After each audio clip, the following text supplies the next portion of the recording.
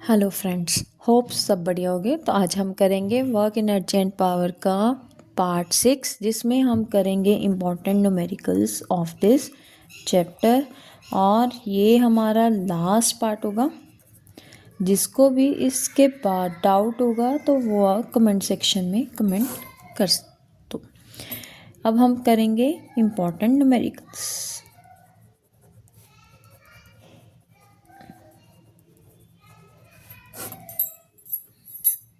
तो हमारा first numerical है a boy of mass 40 kg। Boy है, उसका मास कितना है 40 kg। बॉय को हम 1 मान लेते हैं। Climbs up a flight of 30 steps. कितने हैं 30 स्टेप्स, ईच 20 सेंटीमीटर। उसने 30 स्टेप्स चढ़े, कितने कितने सेंटीमीटर के, 20 सेंटीमीटर के। तो ये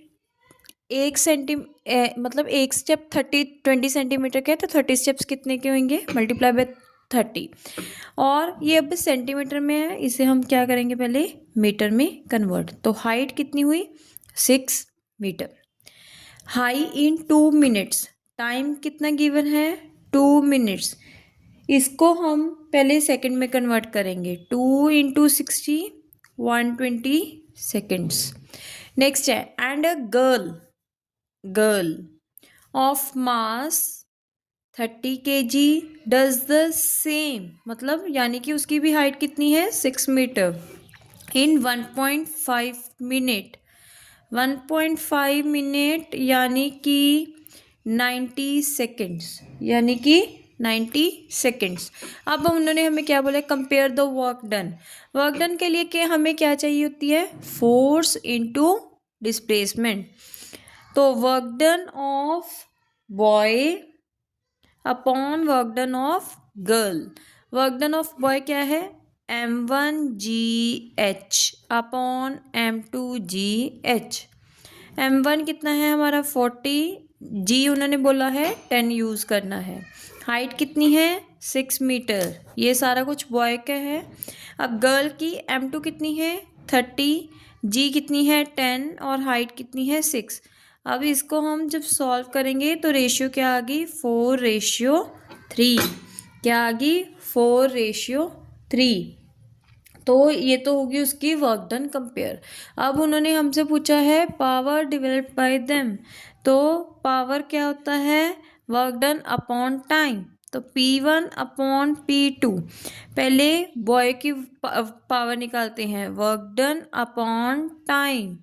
अब ऐसे ही गर्ल का निकालेंगे तो ये रेसिप्रोकल हो जाएगा।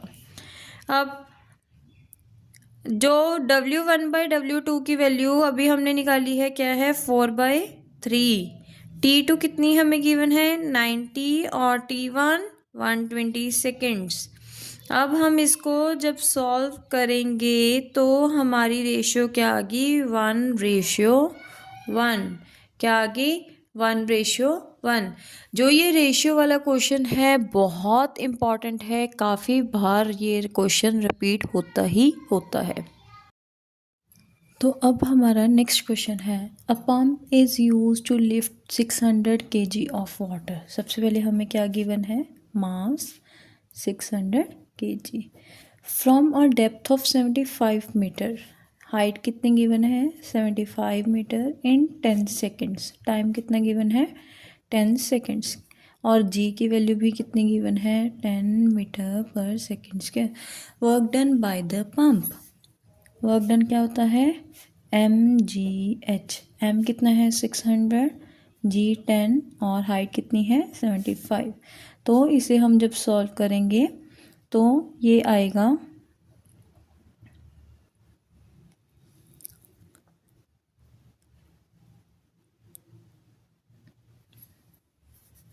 45 के साथ 4 zeros। इसको ऐसे नहीं छोड़ेंगे, इसको हम डेसिमल में करेंगे।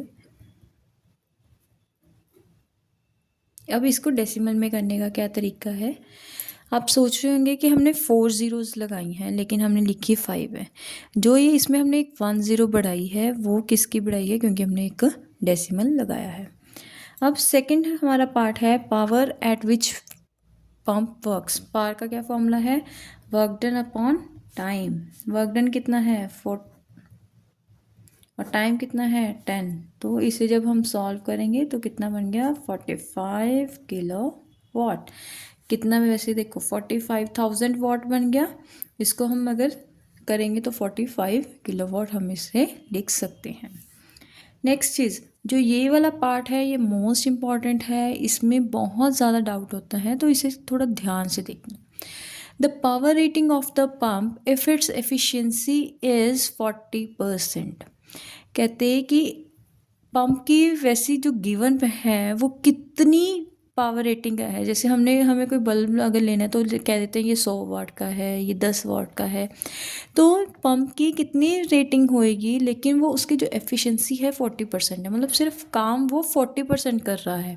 तो एफिशिएंसी का फॉर्मूला क्या होता है, useful power upon power input. अब एफिशिएंसी हमें कितनी गिवन है 40%, यानी कि 40/100।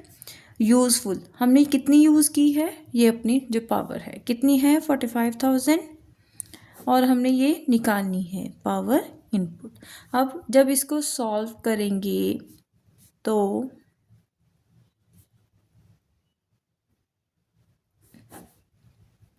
इसकी क्या आ जाएगी वैल्यू 112.5 किलो वाट। नेक्स्ट अपना क्वेश्चन है, how is kinetic energy of a moving car affect. कहते काइनेटिक एनर्जी को क्या होएगा अगर उसका मास डबल कर दें एक बार। सेकेंड टाइम क्या बोला है कि अगर उसकी जो वेलोसिटी है उसे 1/3 कर दें इनिशियल वेलोसिटी के। इस टाइप के क्वेश्चन बहुत ज़्यादा रिपीट होते हैं, बहुत ज़्यादा। तो ये बहुत इम्पॉर्टेंट न्यूमेरिकल है। अगर आपको एक बार ये करना आ गया तो मतलब ये पक्का है, बहुत ज़्यादा रिपीट होता है ये न्यूमेरिकल। तो सबसे पहले हम लिखेंगे कि अपनी सबसे पहले काइनेटिक एनर्जी कितनी है, half m v square, half m v square. अब उन्होंने हमें क्या बोल दिया कि मास इज़ डबल्ड, मतलब जो मास है वो कितना हो गया अब 2m, क्या हो गया 2m, डबल हो गया। तो अब काइनेटिक एनर्जी क्या बनेगी, half 2m into we square, 2 से 2 कैंसिल, तो क्या बन गया एम वी स्क्वायर, क्या बन गया एम वी स्क्वायर। जब भी आपको ऐसा क्वेश्चन आता है तो आपकी जो इनिशियल काइनेटिक एनर्जी है उसकी ही फॉर्म में, मतलब जो ये है इनिशियल काइनेटिक एनर्जी, इसको ज़रूर आना ही चाहिए जो आपका आंसर है। अब देखो एम वी स्क्वायर, अब K2 is equal to m v square की जगह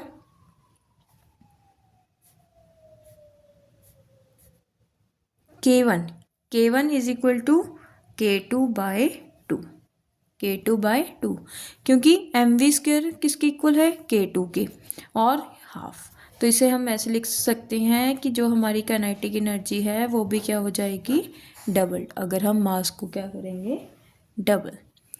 नेक्स्ट है if its velocity reduces to 1/3 of the initial velocity. Let करते हैं इनिशियली अपनी वेलोसिटी क्या थी v, अब वेलोसिटी क्या होगी 1/3, तो v2 क्या बन गई 1/3v। अब काइनेटिक एनर्जी निकालते हैं, हाफ एम v2 का स्क्वायर, हाफ एम v2 कितना है 1/3v का स्क्वायर, क्या बन गया 1/9 इंटू 1/2 एम वी स्क्वायर, 1/9 कैसे आया 3 का square 9, 1/9 into half m v square. अब ये हाफ एम वी स्क्वायर किसके इक्वल है काइनेटिक एनर्जी के, इनिशियल काइनेटिक एनर्जी देखे, तो K2 is equal to K1/9।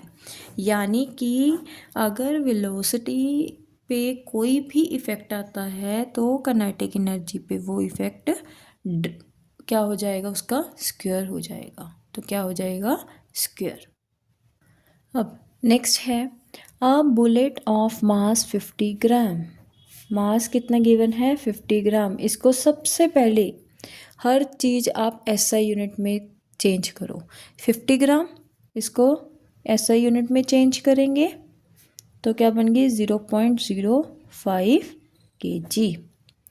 Next, is moving with the velocity of 500 meter per second. It penetrates 10 centimetre, यानी कि height कितनी है 10 सेंटीमीटर है. इसको भी क्या करेंगे पहले एसआई यूनिट में कन्वर्ट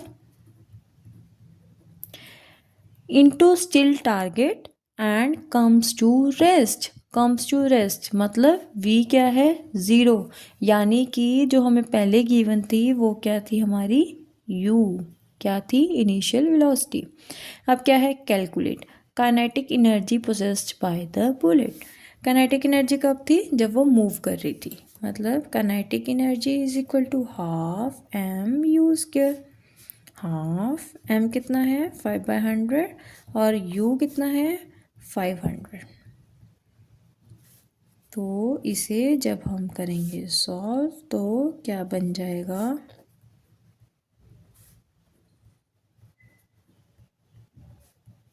6252 जूल. नेक्स्ट है average retarding force offered by the target. अब हमने क्या निकालनी है फोर्स. हमें work done energy work done की इक्वल है, तो work done is equal to force into distance. Force work done कितना है 6250. फोर्स हमने निकालनी है और डिस्टेंस यानी कि हाइट कितनी है 1/10. जब इसको हम सॉल्व करेंगे तो ये हमारी क्या बन गई फोर्स. क्या बन गई फोर्स. लास्ट अपना क्वेश्चन है the bob of a simple pendulum is imparted a velocity of 5 metre per second. Velocity कितनी गिवन है 5 metre per second when it is at its mean position. यानी कि मेन पोजीशन पे हमारी सिर्फ kinetic energy होती है और पोटेंशियल एनर्जी क्या होती है 0. To what maximum vertical height will it rise. Height निकालनी है.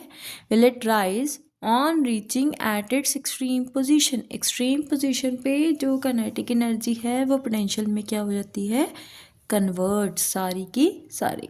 If 60% of its energy is lost in overcoming the friction of the air. कहते कि वो वर्टिकल हाइट कितनी पे पहुंचेगा अगर जितनी उसकी पहले का एनर्जी थी उसका 60% खराब हो गई. हम पहले वाले इनिशियल काइनेटिक एनर्जी निकालते हैं. इनिशियल पहले उसके पास कितनी एनर्जी थी half m v square. Half m हमें गिवन नहीं तो एम को एम रहने दो. 5 × 5 दैट इज 25 m/2. अब देखो 60% एनर्जी क्या होगी खराब, तो उसके पास अब कितनी एनर्जी बची 40%. अब इस एनर्जी का सिर्फ 40% ही यूज़ हो रहा है किसके लिए उसको एक्सट्रीम पोजीशन पे जाने के लिए. एनर्जी का 40% ही यूज़ हो रहा है किस लिए उसको हाइट पे जाने के लिए. 25 m/2 × 40/100. m को m g को 10 h हमने फाइंड आउट करना है. m के साथ कैंसिल 25 4 10 5 2. तो हाइट कितनी आ गई है हमारी 1/2 दैट इज 0.5 मीटर. होप सबको न्यूमेरिकल्स की टाइप्स पता चल गई कैसे हमने उसको सॉल्व करना है. सॉल्व करने के लिए सबसे पहले आप जो जैसे जैसे न्यूमेरिकल रीड कर रहे हो जो गिवन है सब कुछ लिखते जाओ. जो उन्होंने पूछा है वो भी लास्ट में लिखो. देन उस क्वेश्चन को वो बहुत इजीली सॉल्व होता है अगर आप सब कुछ साथ साथ लिखते हो जैसे मैंने अभी आपके सामने सारे न्यूमेरिकल्स में किया. होप सबको समझ आ गए न्यूमेरिकल्स. अगर किसी को कोई भी डाउट है किसी भी न्यूमेरिकल में तो आप कमेंट बॉक्स में कमेंट कर सकते हैं. मैं आपका जो डाउट है वो क्लियर कर दूँगी. Please like subscribe and share my YouTube.